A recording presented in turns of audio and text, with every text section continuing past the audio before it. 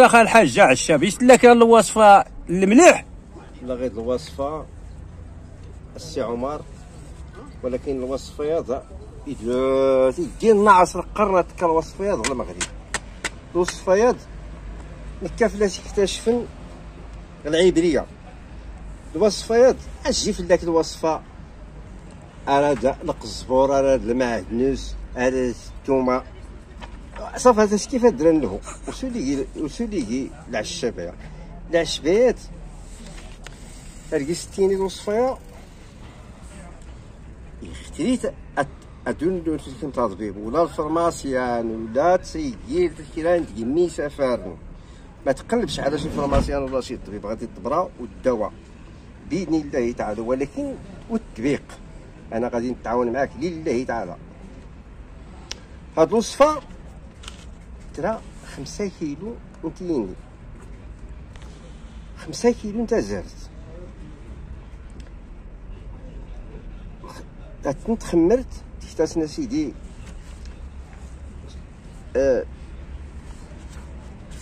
الميكا نتخميرت اديها شي شويه ديال الخميره، 5 كيلو ديال التمر و5 كيلو ديال الشريحه، ودير ليهم اسيدي في البيدو وتحطهم مده 40 يوم يخمروا.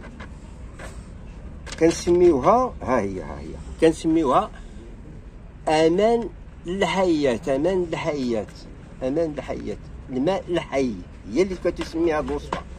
وهاد الوصفه اذا مشيتي تديرها ان شاء الله الرحمن الرحيم غادي تفكرني فيها.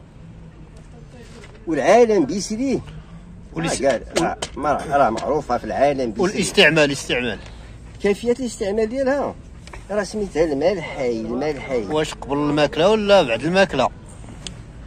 هي اذا بغيتي تنعس قبل ما تنعس في العشيه، اذا تعشيتي وساليتي مع راسك، اذا وليتي شيباني وهزيتي البرد وكتمشى في الشارع وعيان ومهلوك، ملي الشربه تولي بحال العزري والحيحه كتنوض حدا المساله غادي نوصيك عليها.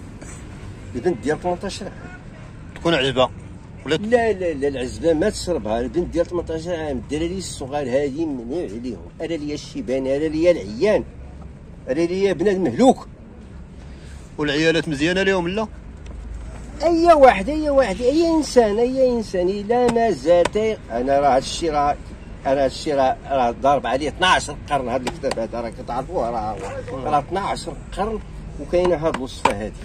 اش عطيني القزبور وعطيني المعدنوس وعطيني الثوم وعطيني الزنجبيل ودير صافي راه ولينا كنصوبوا هنا الحريرات اللي كنديروها. لا حيتاش واحد قال لك تستعمل داك الشيء قبل الماكله، قبل الفطور مع تفيق مع الصباح مع الريق خصك تاكل كذا وتاكل كذا. واش حتى هاد الوصفه اللي قلتي انت واش نستعملوها قبل الماكله؟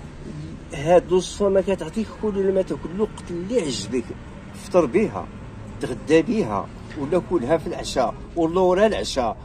هي خصك تشرب منها 3 الكيسان في النهار.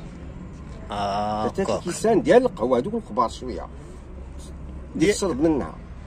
وقلت لك الا وليتي طايح في الفراش ديالك وهاز تمشي على رجليك، شوف تجربها صافي. نجربوها الحاج، نجربوها.